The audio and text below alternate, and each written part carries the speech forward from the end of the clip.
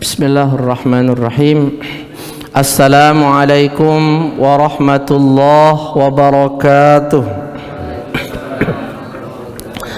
Alhamdulillah wassalatu wassalamu ala Rasulillah Sayyidina Muhammad ibnu Abdullah sallallahu alaihi wasallam wa ala alihi wa sahbihi wa mawala. Allahumma la sahla illa ma ja'altahu sahla wa anta taj'alul hasna idza syi'ta sahla. Amma ba'du. Hadratal mukarramin wal muhtaramin, para alim ulama, masyayikh, asatiz, tokoh masyarakat, wabil khusus pengurus Masjid Baitur Rahman. Ada hadir juga di sini Ustadz Kusair ya. Ada hadir Kusair. Semua yang hadir yang tidak baca sebutan sikok-sikok, insyaallah semuanya dirahmati oleh Allah Subhanahu wa taala. Dalam suatu hadis Nabi menyatakan, man kana minkum, barang siapa di antara kamu, man kana minkum aminan fi sirbihi, barang siapa di antara kamu pada suatu paginya, man asbaha minkum, pada pagi harinya terkumpul tiga hal ini, man asbaha minkum aminan fi sirbihi wa afiyan fi jasadi wa qutu fi yaumi faka'annama hizat lahud dunya. Jadi kata Nabi, siapa yang pada pagi hari ini berkumpul tiga macam nikmat ini.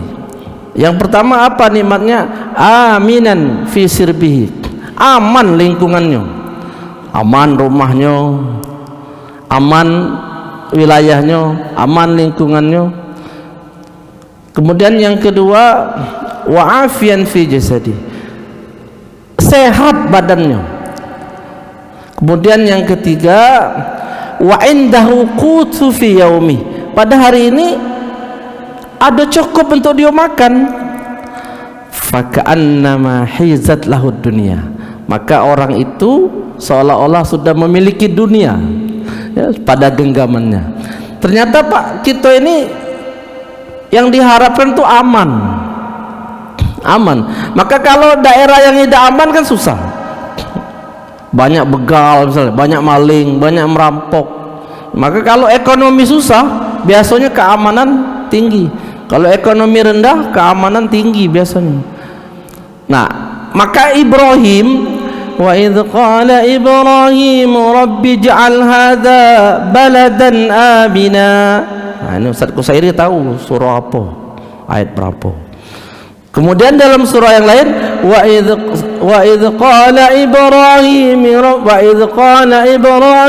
rabbi ij'al hadzal balada amina. Kalau tadi rabbi ij'al hadza baladan amina, surah Al-Baqarah. Tapi dalam surah Ibrahim, wa idh qala Ibrahim rabbi ij'al hadzal balada amina. Pertama tadi baladan amina, yang ini al balada amina. Pertama tadi hadza baladan amina, yang kedua ini hadzal balada amina. Sama-sama wa idh qala Ibrahim, sama-sama. Dan ingatlah ketika Allah menyatakan kepada Ibrahim, wa idh qala Ibrahim rabbi ij'al hadza, ingatlah ya Rasulullah ketika Ibrahim itu berdoa. Apa doa Ibrahim? Rabbi ij'al hadza baladan amina, ya Allah jadikanlah negeri ini aman. Tapi tidak kata alif lamnya baladan amina. Dalam surah Ibrahim ada alif lamnya, al balada amina. Huruf Arab ini walaupun nambah alif lam itu sudah beda artinya. Nambah alif lam itu sama seperti imam baca Fatihah, iyyaka na'budu wa iyyaka nasta'in. Kalau sekedar iyyaka na'budu wa iyyaka nasta'in, beda dengan iyyaka na'budu wa iyyaka nasta'in. Ada tasdidnya, ada sabdu. Kalau bahasa dosen ya, bahasa kami sabdu, ada tasdid. Waya tasdid baik Ustaz lah, jangan waya tasdid itu baik, sudah lain maknanya mendak pakai dengan yang pakai. Iyyaka na'budu, hati-hati baca Fatihah termasuk rukun. Kalau salah tidak sah solatnya karena termasuk rukun. Iyyaka na'budu wa iyyaka nasta'in artinya sangat parah itu. Kepadamulah wahai sinar matahari kami menyembah, dan kepadamulah wahai sinar matahari kami minta tolong. Kalau dak kate tasydid sabdu iyyaka au dhiya'us syamsi artinya sinar matahari, laju nyembah matahari. Maka iyyaka na'budu wa iyyaka nasta'in ada sabdunya, maka artinya kepadamulah wahai Allah kami menyembah, dan kepadamulah wahai Allah kami minta tolong. Ada sabdunya. Jadi kalau sholat bukan cuma imam, semuanya makmum, karena Fatihah itu dibaca juga oleh makmum. Iyyaka na'budu wa iyyaka nasta'in. Nah tadi surah Al-Baqarah, wa idh qala Ibrahim rabbi ij'al hadha baladan amina warzuq ahlahu minats thamarat. Amin kata ulama tafsir, yang pertama itu Ibrahim berdoa agar Allah unjuk keamanan sebelum dibangun Allah memberikan keamanan. Dalam surah Ibrahim tadi Allah memberikan keamanan setelah dibangun. Cak kita membuat masjid ini, bangun masjid ini, Allah unjukkan keamanan sebelum dibangun. Kalau dah aman dah sudah Pak, besi hilang, diembek uang, semen hilang. Sebelum bangun dah aman, habis bae barang. Kemudian aman setelah dibangun. Nah ini sebenarnya pentingnya keamanan, pentingnya nilai dari suatu keamanan. Lalu yang kedua kata Rasul, dia aman tapi dia juga sehat, wa afian fi jasadi. Jadi dia juga sehat dalam jasadnya. Mohon maaf Pak, ini mohon maaf, ada uang duitnya banyak Pak, banyak nih duitnya, dak cak aku ngitungnya, tapi ternyata duit dia banyak itu tak boleh makan ini, tak boleh makan ini, tak boleh makan ini. Nah serba tak boleh. Mana? Tak acak nikmatinya. Ini tak bisa. Oh ini tak pacak. Ini tak boleh. Ini tak kena. Nah saro. Tak bisa menikmati. Wa afian fi jasadi. Kaget kata ulama. Pada saat kita tidak ada lagi kekuasaan, tidak ada lagi kekuasaan, tidak ada lagi kekuatan. Ketika sayup-sayup terdengar suara azan masuk ke lubang-lubang dinding kamar kita, hayya 'alas shalah, masuk kan, hayya 'alas shalah, masuk. Kita dah acak apa-apa karena sakit, dah acak apa-apa karena dah kuat, sedih. Tapi begitu sehat kita tidak manfaatkan. Hayya 'alas shalah itu kata ulama bukan hanya bermakna mari kita sholat, bukan hanya itu, tapi hayya 'alas shalah itu bermakna, kata ulama sufi menyatakan hayya 'alas shalah itu juga bermakna seolah-olah Allah itu berkata, ya ibadi anni mushtaqun ilaik, wahai hambaku aku kangen padamu. Jadi bukan mari kita sholat, bukan hanya sekedar itu, tapi seolah-olah Allah ngomong, wahai hambaku aku kangen padamu, aku rindu padamu. Bayangkanlah kalau ada yang kangen, ada yang rindu. Kita lama tak ketemu anak, tak ketemu bini, misalnya kangen rindu macam mana? Wahai hambaku Allah yang seolah-olah aku kangen padamu. Hayya 'alal falah, bukan sekedar mari kita menuju kemenangan. Kalau nak sukses ke sini, hayya 'alal falah. Begitu mah. Hayya 'alal falah. Mari kita menuju kesuksesan. Kalau nak sukses ke sini, kalau nak sukses ke sini. Ada pula bangga Pak. Wong sehat bangga Pak. Wong sakit dikato-katoinnya. Ada pula. Wong sakit dikato-katoinnya. Sakit segala ada pula. Aku nak tidak sakit, tak sakit-sakit. Jadi Ustaz, wong itu tak sakit-sakit ke? Yang mana juga? Bapak itu. Iya baguslah juga tidak sakit-sakit. Cuma hati-hati juga. Sekali sakit mati. Rasulullah tak pernah sakit juga. Sekali sakit. Begitu sakit di akhir hayatnya. Jangan pula bangga tak pernah sakit. Sakit juga ada manfaatnya dari sisi untuk Allah mengampuni dosa. Tapi maksud saya, ketika kita sehat ini tidak digunakan kesempatan untuk kita beribadah kepada Allah. Begitu sakit baru nak mulai. Ya Ustaz, aku ini tidak baca, padahal pengen cek ini. Saya suatu sehat dulu cak mana? Ketika sudah pensiun baru datang Ustaz, cak mana kita nak gerakkan masjid kita nih, misalnya menggerakkan masjid kita nih. Yang pejabat-pejabat tinggi itu cak mana? Lah dati lagi kekuasaan, ndak baca lagi nyuruh wong, nggak baca lagi. Tapi kalau begitu berkuasa tuh baca. Tolong ini ngajak nyuruh staf, tolong ini masjid kami lagi ini, tolong ini. Banyak yang bantu. Kalau sekarang ndak hati misalnya. Kalau lagi kuat ada kekuasaan, dulu lemah, ndak hati kekuasaan ndak baca. Tapi pas hati kekuasaan, cak mana kita nak ngerakkan? Dulu mana dulu? Kira-kira seperti ini. Kadang-kadang kita terlambat ketika kita yang pada saatnya sehat tidak kita gunakan. Nah, alhamdulillah kita masih diberikan kesehatan ini. Jadi siapa yang dia aman, mohon maaf, kita ini kadang-kadang lebih mementingkan Ustaz, yang penting besar Ustaz rumahnya. Ya, aman itu besar tapi tidak tenang di dalamnya. Itu yang penting tenangnya itu. Spring bed misalnya, bukan spring bednya itu sebenarnya, yang penting nyenyaknya itu. Santri-santri pesantren, Ustaz Kusairi lah biasa, santri-santri pesantren itu tidak katiknya bed yang apa, yang empuk-empuk segala apa tuh, tapi nyenyak tidurnya. Tapi ada yang empuk segala apa malah tak nyenyak dia, tidurnya malah tak nyenyak. Jadi bukan spring bednya, tapi yang penting nyenyaknya itu. Nah, bukan besar rumahnya itu, tapi ketenangan di dalamnya itu. Nah, seperti itu. Jadi tidak usah sedih yang rumah kecil, yang penting ketenangannya itu, sakinah mawaddahnya itu di dalamnya itu. Bukan jabatannya itu, tapi apa, pengabdiannya itu.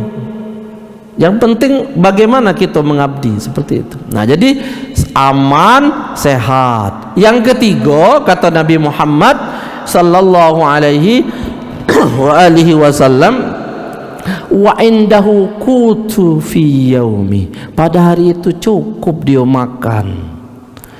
Ada yang dimakan pada hari itu.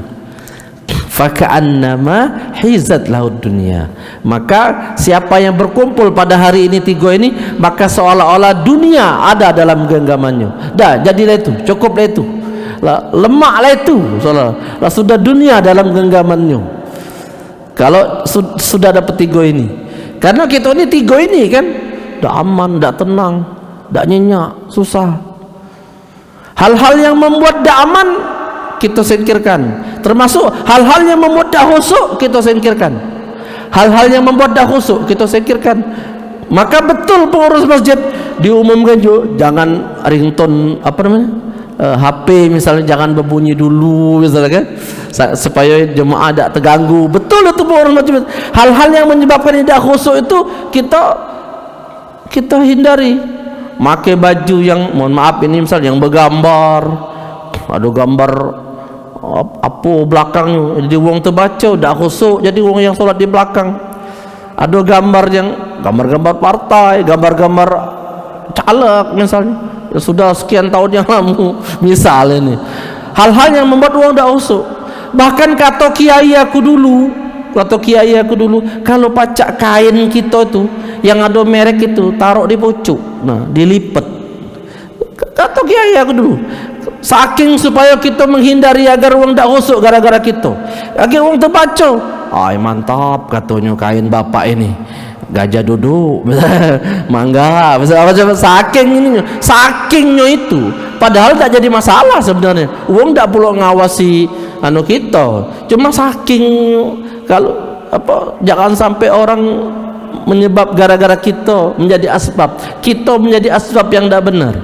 Yang bagus ini kita menjadi sebab uang benar, kita menjadi sebab uang jadi sadar, kita menjadi sebab uang beramal, itu bagus. Tapi kita menjadi sebab lagi uang maksiat, kita menjadi sebab orang jadi durhaka, kita yang menjadi pelantara, kita yang menjadi apa bahasa itu pelantara tuh, perantara, apa dia bahasa itu perantara ya, apa bahasa lain itu fasilitator. Nah, kita yang menjadi fasilitasi orang akhirnya maksiat, padahal tidak maksiat, cuma kita fasilitasi. Kita tidak maksiat tidak, tapi kita memfasilitasi, sama baik.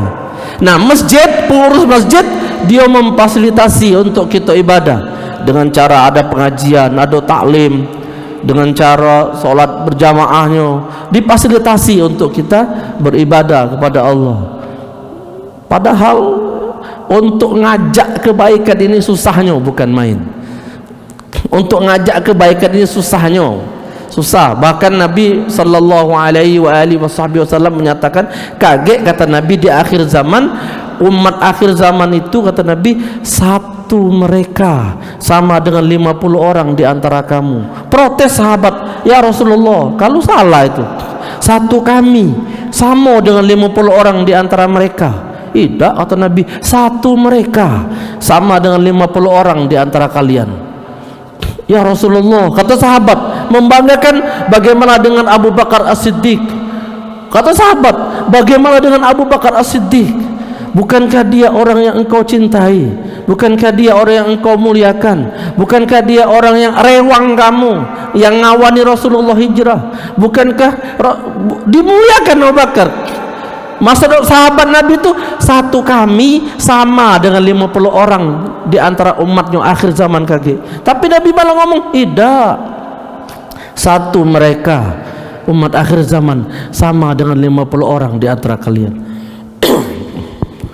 Lalu mereka membanggakan Umar bin Khattab. Bagaimana dengan Umar bin Khattab ya Rasulullah? Umar bin Khattab, kalau dia berjalan sebelah sini, setan sebelah sini. Nah, tak galak setan itu apa? Ngiringinya, dia berjalan sebelah sini, setan sebelah sini. Saking tak galak ngiringnya, saking takutnya. Bagaimana dengan Umar bin Khattab?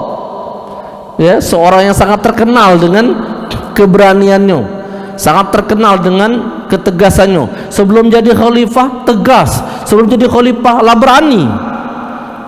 Apalagi ketika dia jadi khalifah, luar biasa Umar bin Khattab itu. Jadi khalifah terkenal, ya, ketika dia belusukan, ketika dia terkenal sekali. Kata Nabi, dah, satu umat akhir zaman sama dengan 50 di antara kalian. Nah, bagaimana dengan Utsman bin Affan ya Rasulullah? Utsman bin Affan ini Pak terkenal, ada namanya sumur, ya. Sumur ini tidak kering-kering, ketika paceklik tidak kering-kering, sementara sumur yang lain kering. Sumur ini punya Yahudi, kepunyaan Yahudi sumur, tidak pernah kering Pak sumur ini. Oleh Yahudi, karena banyak uang perlu banyu, banyak perlu banyu, dijualnya mahal, seember itu mahal harganya. Sementara ini kita butuh, masyarakat butuh dengan banyu, dengan air itu butuh, tidak beli kan, masih mending ini Pak lagi, tidak makan daripada tidak minum. Bismillah. Maka minum itu perlu. Bismillahirrahmanirrahim. Masih mending minum daripada apa dia bahasa tadi, uang itu. Kadang-kadang kita masih tahan kalau tidak makan, tapi kalau tidak minum tidak tahan kan, dijual mahal oleh Utsman bin Affan. Kalau bahasa kita sekarang, berapa harganya? Aku beli.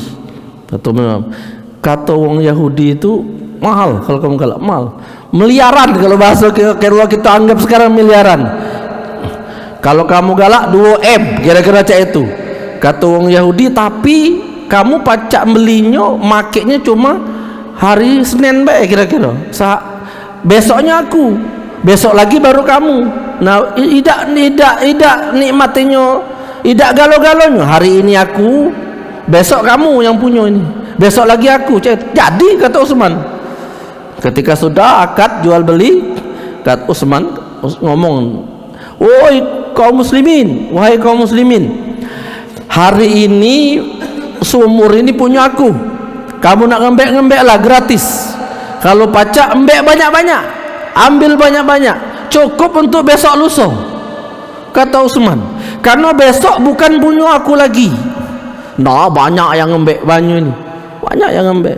Begitu dia ngambil, besoknya lah sudah siap orang Yahudi ni, lah sudah, kalau ada yang antri nak beli banyu pula, rupanya dak katik. Nah, ngapa dak katik ini? Ditunggu sampai sore dak katik ini. Ternyata sudah banyak apa? Nyetok, persiapkan. Karena omongan Utsman tadi, besok bukan punya kita lagi. Terus besok lagi punya kita Utsman. Kata Utsman, embeklah banyak-banyak. Ya, cukupkan untuk lebihkan untuk besok, untuk lusa, supaya kamu besok tak beli lagi. Karena besok bukan punya kita lagi, punya Yahudi. Akhirnya itulah banyak kaum muslimin. Nunggu lagi besoknya, mana kata yang beli. Bingung dengan apa cak itu. Kata, akhirnya Utsman datang. Kalau kamu cak inilah, ada kata yang beli. Ya, ngapo? Sebab pas giliran aku suruh mereka ambil banyak-banyak, sehingga pas giliran kamu dia tak lagi ngembek. Ngapo? Aku gratiskan, kata Utsman. Jadi cak mana kira-kira? Masih nak jual separuh? Apa galo-galonya? Apa aku ni melinya galo-galonya? Bukan cuma hari ini aku, besok kamu, aku galo-galonya beli. Berpikir Yahudi, daripada aku rugi pemasukan tak katik lagi, sudah jual galo-galo. Galo-galo punya Utsman. Kata Utsman, sumur ini aku wakafkan untuk kaum muslimin. Pada saat perang Badar, sebenarnya Utsman bin Affan itu tak melok. Sahabat keutamaan Rasul loh ini, ya, yang terkenal kan, 4 sahabat Nabi ini, tidak melok sebenarnya pada perang Badar itu. Tapi dalam sejarah termasuk Ahlul Badar, termasuk sebagai orang yang Ahlul Badar, pejuang Badar, padahal tak melok. Ternyata apa rahasianya? Utsman yang memberikan bantuan banyak, ya, yang dia mau 100 onta, 100 itu kuda, 100 perlengkapan perang, Utsman yang menunjukkan, sehingga kaum muslimin ada perlengkapan. Nah, karena itulah dia masih masih tetap dapat predikat sebagai orang yang Ahlul Badar. Nah ini, ya Rasulullah, cak mano dengan Utsman ini? Tak kemungkin Utsman ini kalah dengan orang akhir zaman. Tak mungkin ya Rasulullah. Bahkan sampai-sampai ada hadis yang menyatakan, "Lau anfaqa ahadukum mithla dhahaban Uhudin la yusawi qadrahum wala nisfaihim." Seandainya kalian berinfak sehari sebesar gunung Uhud, emas, sehari sebesar gunung Uhud emas, la yusawi qadrahum wala nisfaihim, tidak akan bisa menyamai apa yang sudah diinfakkan oleh salah satu Utsman bin Affan ini, salah satu di antaranya. Ini kan hebat berarti hadis ini kan. Sehari kita berinfak sebesar gunung Uhud, emas sebesar gunung Uhud, tidak akan bisa menyamai apa yang sudah dilakukan oleh sahabat Rasul itu. Ya Rasulullah, tidak mungkin kami kalah, kira-kira 50 kami sama dengan satu orang akhir zaman. Tidak aja Nabi, satu mereka sama dengan 50 kalian. Bagaimana dengan Ali bin Abi Thalib ya Rasulullah? Terus mereka membanggakan sahabat-sahabat Nabi. Ali bin Abi Thalib siapa yang tidak tahu? Ketika masih umur, bahasa kita kira-kira SD lah, SD SMP, tahan tedok di kamar Nabi pada saat Nabi hijrah. Tedok di kamar Nabi, makai selimut Nabi. Kata Ali bin Abi Thalib, seandainya malam itu orang kafir Quraisy langsung nujaku, kan kafir Quraisy berserta suku-suku yang lain ngepung rumah Nabi ketika Nabi mau hijrah itu. Ketika mereka mau hijrah, mereka ngepung. Coba mereka tidak berhasil. Ada riwayat Nabi mengambil pasir, dilemparkan, wa ja'alna min baini aydihim saddan wa min khalfihim saddan fa aghshaynahum fahum la yubsirun. Ada riwayat kan Nabi ambil, Allah jadikan dinding, wa ja'alna min baini aydihim saddan wa min khalfihim saddan, depan belakang ada dinding sehingga tak terjenguk, fahum la yubsirun, tak terjenguk. Ada riwayat sehingga mereka tertidur. Nabi bisa metu keluar dengan Abu Bakar.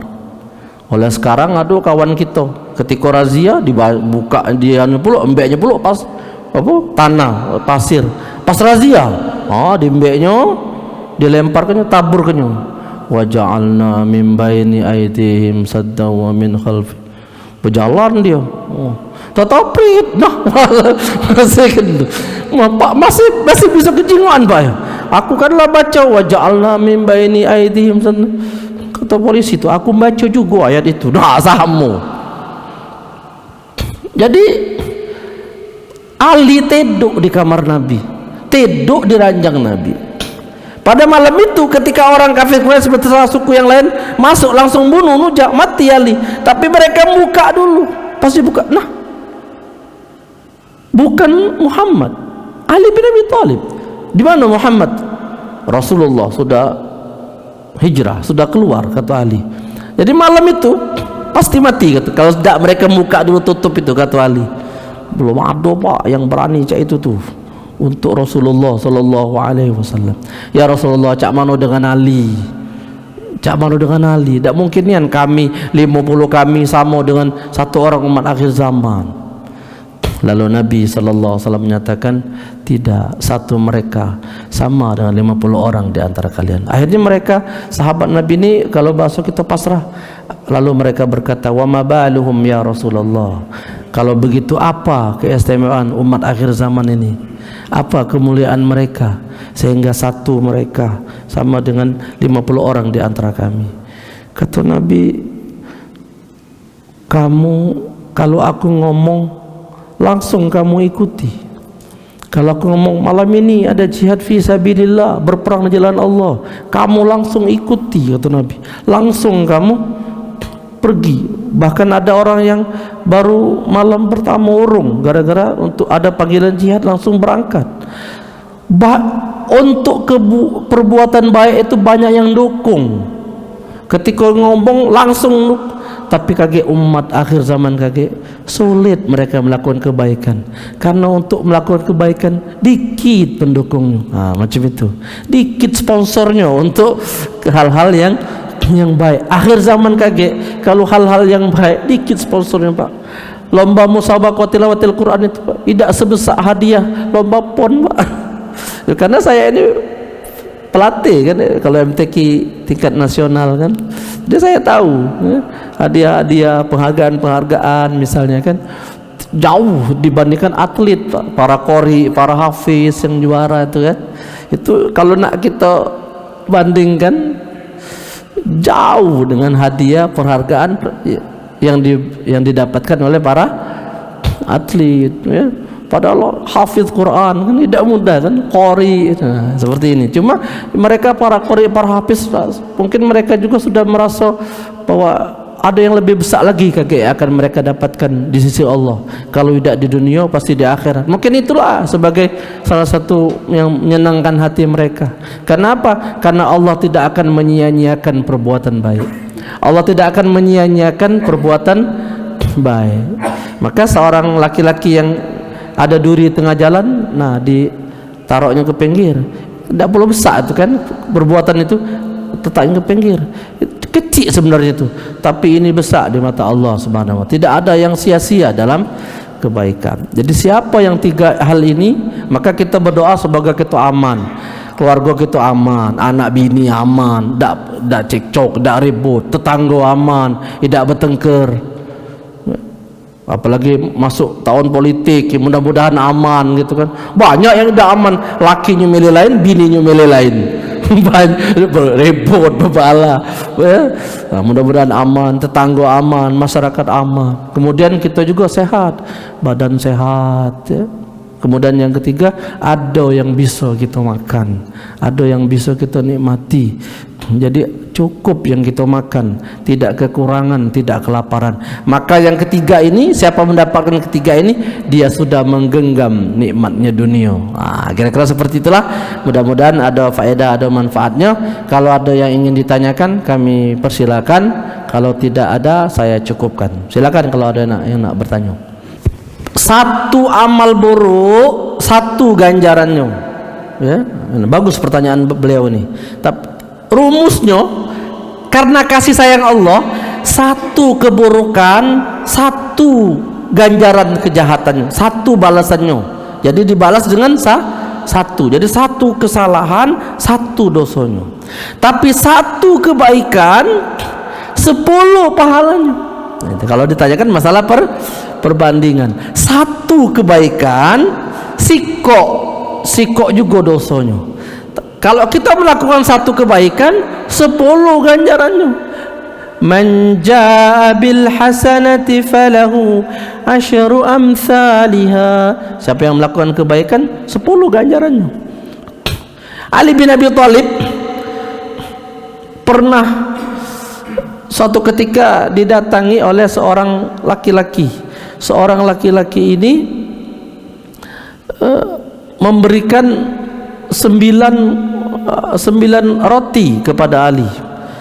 Wahai Ali, karena engkau telah melakukan kebaikan, maka engkau mendapatkan 9 roti ini. Kata Ali, 10 mestinya. Manja abil. Oh iya, sikoknya aku simpan di sini, kata sahabat tu nak uji Ali. Nah, kata Ali, biasanya 10. Kalau kamu nak hitung-hitungan apa nama itu? Hitung-hitungan ganjarannya. Biasanya 10, bukan 9. Oh iya, sikoknya masih ada di kantong aku. Ambillah sikoknya. Pada zaman Imam Abu Hanifah.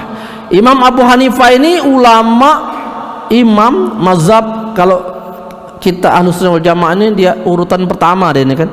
Imam Hanafi, Imam Maliki, Imam Syafi'i, Imam Hambali. Nah, Imam Hanafi ini suatu ketika di tempat beliau, di daerah beliau, ada seorang laki-laki, dia kalau bahasa kita maling sikok buah. Lalu sikok buah yang dia paling ini diinjukkannya dengan uang. Lalu dia berkata dengan Imam Hanafi, aku buah yang kunjuk ke tadi itu maling, tapi aku masih dapat 9 kebaikan. Kata yang apa? Kata yang laki-laki tadi, ngapo? Aku maling kan sikok dosanya. Kata dia, pas buah yang kunjuk ke tadi berarti aku berbuat baik, maka 10. Kata dia, 10 dikurang 1, 10 kurang sikok, jadi 9. Masih dapat 9 aku oleh dari maling tadi. Bukan mak itu matematikanya, kata Imam Abu Hanifah.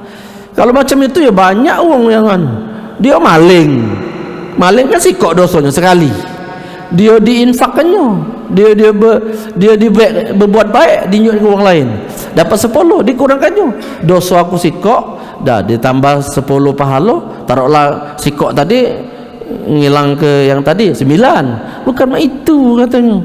Tapi kamu maling tadi, ya, kamu maling tadi 1 dosanya, kemudian yang kamu sedekahkan tadi 0 nilainya. Katanya kamu maling tadi 1 dosanya, yang tadi itu bukan 10 pas kamu unjukkan, tapi 0, maka dosa kamu tetap 1, yaitu maling. Nah, seperti itu. Jadi jangan dia bahasa nih Pak. Ya iya, jangan dia ngakal-ngakali. Ustaz, kata kawan aku itu cak mana katanya, kawan aku itu ngomong, katanya ada cerita pas nak meninggal dah usah dikapani pakai kapan yang baru, kapan ni pakai kapan yang buruk yang koyak-koyak, kapan yang lama, kain kapan yang lama. Kaget katanya pas malaikat Munkar Nakir nanya, oh jangan, ini lama ni, kelihatan dari apa nih? Ayo kapan baru? Saya tanya yang lain ini lama. Tak diakalinya. Ini kain kapan lama, masih koyak-koyak bekas tanah segala apa. Biar aku tak ditanya lagi itu. Walah lemaknya. Bukan kamu ngatur dunia ini. Diakal-akil macam itu. Ada lagi yang ngomong banyak-banyaklah dosa, semakin banyak besar dosa kita, malaikat keringaman tendangnya surut lewat neraka masuk surga. Nah, alah kelemahnya kamu macam itu. Keringaman malaikat tu geram, saking geramnya tendangnya kuat-kuat, surut lewat neraka masuk surga laju. Bukan itu akal-ngakali. Nah, jadi ini 1 dosa kamu tetap dapat, sedangkan yang tadi tidak dapat nilai 0. Ngapa? Karena bukan punya kamu. Yang tadi yang kamu tunjukkan itu bukan punya punya kamu. Nah, itulah Pak jawabannya kalau Bapak pengen tahu perbandingan ya. Nah, sebenarnya kita beramal ini sebenarnya tidak nyingok cah itu sebenarnya kan, jingok apa yang kita amalkan ini ridhonya Allah. Jadi terserah Allah nak nunjuk berapa, Allah pasti akan nunjuk lebih besar. Cuma kalau matematikanya cah itu memang kalau ingin lihat secara perbandingannya. Nah, saya kira itu jawabannya. Ada yang lain? Habis? Masih? Ya, silakan. Jadi begini Pak, masbuk itu bukan berarti berkurang nilai jamaahnya. Masbuk itu tetap dapat dia 27. Bukan berarti yang masbuk dengan yang tidak masbuk tidak dapat 27, yang tidak masbuk. Masbuk itu masih tetap dia dapat 27 ya. Bukan berarti tidak dapat gara-gara masbuk. Oh, masbuk berarti kamu tidak sempurna berjamaah. Tidak. Masbuk ini kasih sayang Allah untuk umat Nabi Muhammad. Siapa yang terlambat masbuk, sehingga masbuk ini masih bisa dia berjamaah. Cuma dia masbuk tetap berjamaah sebenarnya. Nah, jadi kalau aku ini ketika memang mepet waktu kita nak ke masjid, ketika sudah berbuka sedekah, minum dulu. Minum, bismillahirrahmanirrahim, minum. Kan lah batal puasa kan oleh minum kan, lah batal, sudah membatalkan. Minum lagi misalnya, minum ini 3 sedukan kenyang itu, langsunglah ke masjid. Misal ini ya, misal kalau dia tidak galak masbuk, tidak galak masbuk, atau kalau masbuk tadi masih bisa terkejar, tidak apa-apa, dia bisa makan dulu misalnya. Karena malam ini memang tidak perlu banyak makan biasanya dibandingkan kita makan siang. Sebab ada hadis lain sesungguhnya orang yang menunggu antara maghrib dengan isya, maka yang nunggu ini dia mendapatkan dua keutamaan. Pertama, diampuni dosa, yang kedua diangkat derajat. Ala adullukum ala ma yamhullahu bihil khotoya wa yarfa'u bihid darajat. Maukah kamu aku tunjukkan amalan yang kalau dilakukan dapat 2 ini kebaikannya, yaitu diampuni dosa dan diangkat derajat. Salah satu di antaranya wantizaru ba'da shalah ila shalah, nunggu dari salat yang pertama tadi ke salat yang kedua. Salat yang pertama maghrib kita berjamaah, tidak usah balik, tetap di tempat, baik kita zikir, baik kita ngaji, baik kita istighfar, ataupun ada pengajian majlis taklim sampai isya berjamaah baru balik. Nah, orang yang maghrib nunggu sampai ke isya ini tadi, maka orang ini mendapatkan 2 keutamaan tadi, diampuni dosa sekaligus diangkat derajat. Cuma kan kita ini kadang-kadang balik kan, habis maghrib balik, isya datang lagi. Tidak salah sih, betul, benar juga, bagus juga. Cuma sayang hilang keutamaan 2 tadi. Ya, siapa yang dia menunggu sholat maghrib, tunggunya sampai isya berjamaah balik dia. Dapat 2 tadi, nunggunya itu sebenarnya. Banyak diisi ngaji, boleh, istighfar, boleh, zikir, boleh. Kalau seandainya dia tidak kuat, malah makan, sehingga dia masih pacak sampai isya, sehingga dia dapat 2 keutamaan. Bukan berarti lalu gara-gara takut masbuk kita tidak puasa, itu juga salah. Sebab puasa ini juga sangat dianjurkan ya, dianjurkan untuk kita berpuasa. Kurasa sekarang ini banyak puasa untuk kita nih, supaya kita banyak menahan diri.